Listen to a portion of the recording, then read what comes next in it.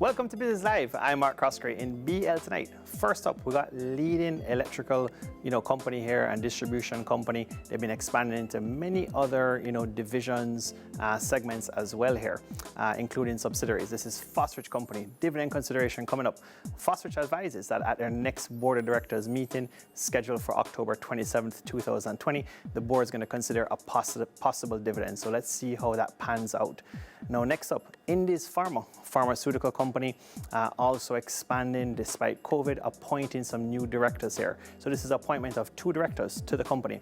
That's Mr. Lissant Mitchell, well known from Scotia Investments days, as well as Mr. Kevin Donaldson, well known from Sagicor Investments. So both are joining the board. Congratulations to them as well as to Pharma. It's effective October 10th, 2020, and Mr. Mitchell has been appointed as an approved JSE Junior Market mentor as well.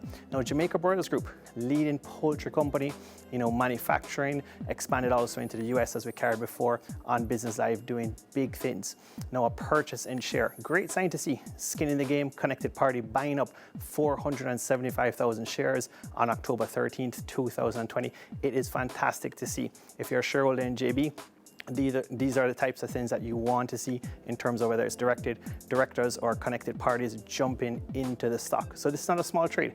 475,000 shares, it's like a block. It's a good sign to see. So let's see what happens going forward for Jamaica Broilers. Now, Paramount Trading Jamaica, not just a chemical company anymore. It's gone into manufacturing of oils and other things. The company also does haulage, also has its own brands. Now, coming out with a good quarter here. On BL, we spoke about this a year or so ago, saying that Paramount could be one to watch. They just got to get the profits to come down from the revenue line. Well, now they're doing it. They seem to be back. The profits are not huge, but at least they're, from a year-over-year standpoint, they are settling down nicely, a bit up. So the revenues and profits for the first quarter, despite COVID-19, doing better here. They're not far below, they're not break even anymore, during that period that Paramount went through. So Q1 2020, revenue is hitting 362 million Jamaican dollars versus 360.5, Jamaican dollars, so up just a bit. But the bigger line item here, profits improving to Jamaican 15.1 million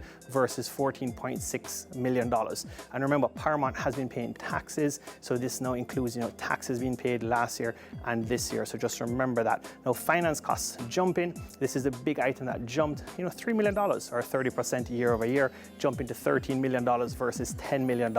So that's a big line item. Paramount did a great job in terms of admin expenses overall, maintaining expenses flat as revenue grew nicely. So Paramount doing a better job. The management team really hunkering down now compared to a year ago, doing a good job. Last up, we got iCreate here. Some changes here. It's tough to be a smaller company on the Jamaica Stock Exchange. We know this.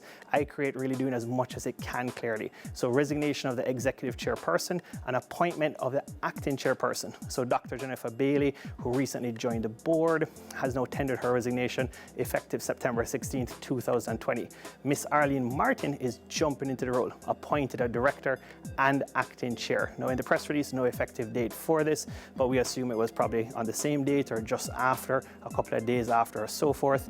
Miss Martin carries huge amount of experience, joins the board. We'll see how it goes from here going forward. Tough times with COVID-19. I'm Mark Croskery. This is Business Live.